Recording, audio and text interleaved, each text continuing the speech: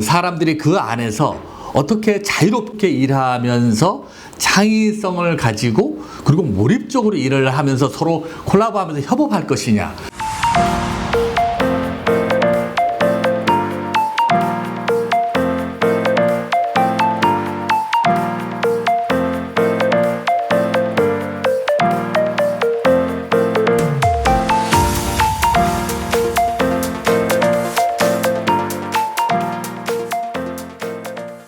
레드오션에서 여러분의 기업을 거기다 몰아놓고 무한 경쟁을 하면서 암울한 미래를 그릴 것이냐, 아니면 우리가 깨달는다 그래야 되나요? 새로운 세상을 보는 거죠.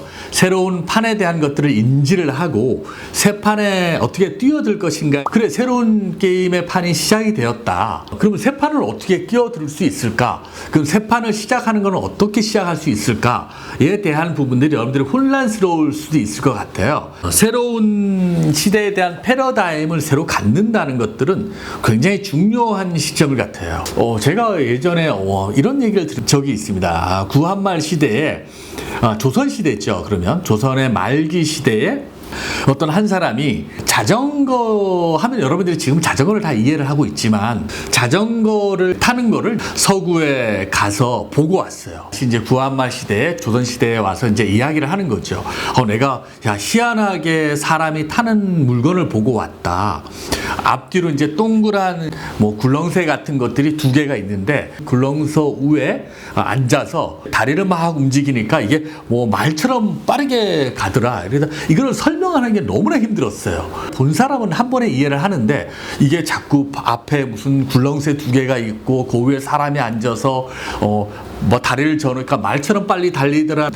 굉장히 좀 이해하기 어렵잖아요. 근데 한 번 보고 온 사람들은 그거를 눈에 인식을 해서 깨닫는 거와 마찬가지로 어려운 것 같아요. 또 구한말 시대를 보면 이제 큰 집 같은 것들이 큰 마차를 여러 대를 만들어서 쭉 이어놓고 연기를 막 뿜으면서 불을 떼는데 얘가 말보다 더 빨리 갱을 내면서 달리더라. 기차 얘기를 하는 거죠. 그걸 본 사람들은 와서 이야기를 전달하지만 실질적으로 보지 않은 사람들은 이제 그걸 경험한 적이 없으니까 그걸 이해하는 것 자체도 어렵고 무슨 공상처럼 들릴 수도 있을 것 같습니다.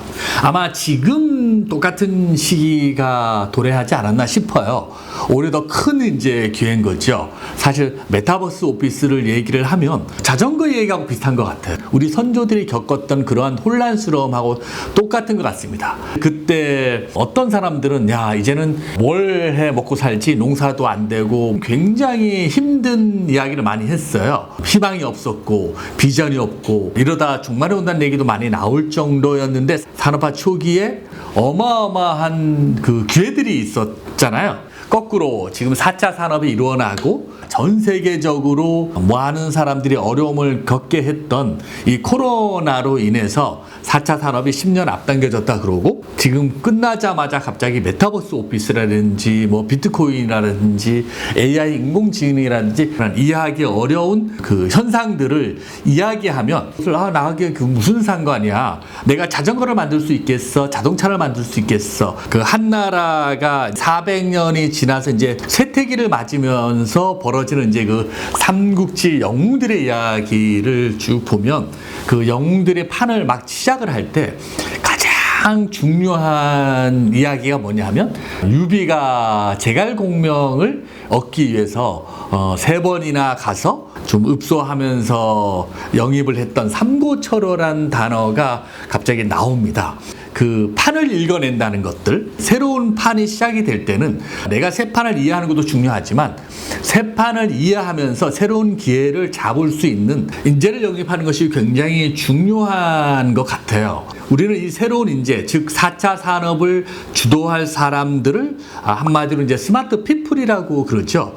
스마트 오피스를 하는 이유가 뭐냐면 역전의 4차 산업을 이끌었던 사람들의 특징을 보면 대부분 그 사람들은 시대를 보는 통찰력이 나보다 앞섰어요. 이제 생각이 자유롭고 무엇인가 틀에 박히지 않는 것들을 준수하는 사람들, 그리고 또 굉장히 창의적인 생각을 가지고 있죠. 무엇인가 혁신적인 생각들, 기존보다는 다른 생각들을 하는 사람이었습니다. 그리고 자기가 본 미래에 대한 것들을 가지고 몰입하는 능력이 있었어요. 이제 다른 요소도 있었겠지만 이 사람들의 어떤 보편적인 성향을 보면 굉장히 통찰력이 있고, 두 번째 자율성이 있고, 그리고 창의적이고 또 몰입감이 굉장히 뛰어난 사람들입니다. 그래서 구한말에 그런 것처럼 새롭게 이제 스마트 오피스를 구축을 할 때 이 사람들은 기존 사무 환경과 일하는 방법으로는 그 사람들을 영입하기도 쉽지 않고 또 담기도 어렵습니다. 그래서 새로운 경쟁력을 갖기 위해서는 이런 또 재능을 가진 스마트 피플을 확보하는 것이 무엇보다도 중요한데, 이 사람들을 담아내는 환경이 사실은 스마트 오피스입니다. 이 스마트 오피스 레볼루션에서 다루고자 하는 내용들 중에 결국은 뭐든지 답은 이제 사람에게 있잖아요. 사람이 답이다. 근데 도대체 어떤 사람들을 기업에 모여들게 하고 또 그런 사람들을 통해서 어떻게 이제 우리 기업이 경쟁력을 갖출 것이냐에 대한 부분들이 오늘 여러분들과 함께 이제 이야기를 나눌 주제인 것 같습니다. 스마트 피플들을 확보하는 이제 전쟁이 아마 좀 시작이 됐겠죠. 스마트 피플들을 확보하기 위해서는 그런 기업 문화를 만들어 놔야지 그런 사람들이 또 회사로 유입이 되고, 그렇게 유입된 5%의 인재들이 함께 일하고 있는 30%의 인자를 변화시킬 거고, 5%의 스마트 피플들에 의해서 영향을 받은 30%의 사람들이 비전을 가지고 이제 새로운 통찰력과 또 몰입감과 창의력으로 4차 산업의 시대를 이끌어갈 수 있는 경쟁력의 기업으로 넘어설 수 있을 것 같습니다.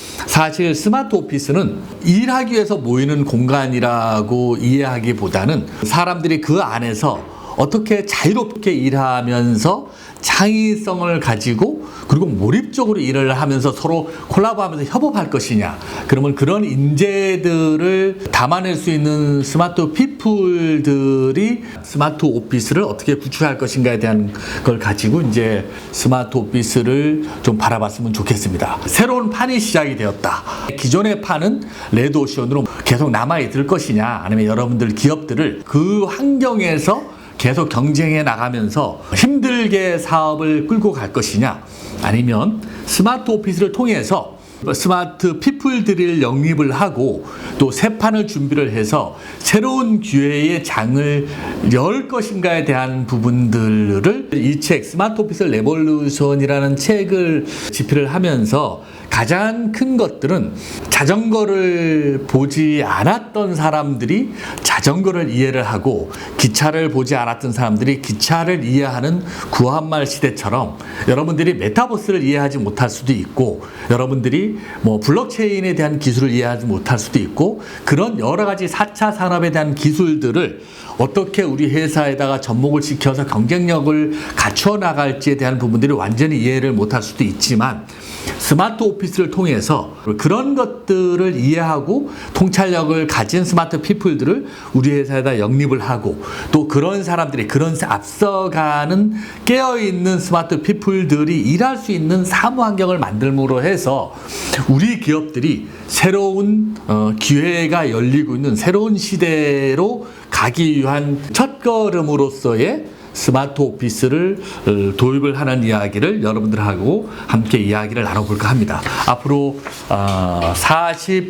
45장에 걸쳐서 스마트 워크, 스마트 피플, 그리고 스마트 오피스에 대한 주제로 4차 산업을 올바르게 대응하는 새로운 경쟁력을 갖기 위한 일환으로서 여러분과 함께 이야기를 나누면서 저도 또 같이 성장을 하고, 특히나 이제 우리 한류 기업들이죠. 코리아라는 기업들이 세계적인 경쟁력을 갖춘 스마트 워크를 통한 스마트 오피스 기업을 통한 또 우리 한 사람 한 사람들의 청년들이 또 뛰어난 스마트 피플로 바뀌고 또 그렇게 바뀐 스마트홈에 서로도 영향을 받아서 세계적인 기업으로 성장할 수 있는 계기가 마련되었으면 좋겠습니다. 다음 장에서는 연결과 지능의 혁명시대, 일터 혁명시대라는 주제로 다음번엔 또 만나보도록 하겠습니다. 스마트 오피스 레볼루션에 대한 책을 11월 달에 이제 출간이 되면 또 그 안에서 여러분들과 더 많은 이야기를 또 나눠보는 자리를 갖도록 하겠습니다. 네, 감사합니다. 네, 혹시 정보가 좀 유익하셨다면 구독, 좋아요, 그리고 알림 설정 꾹 부탁드립니다. 네, 감사합니다.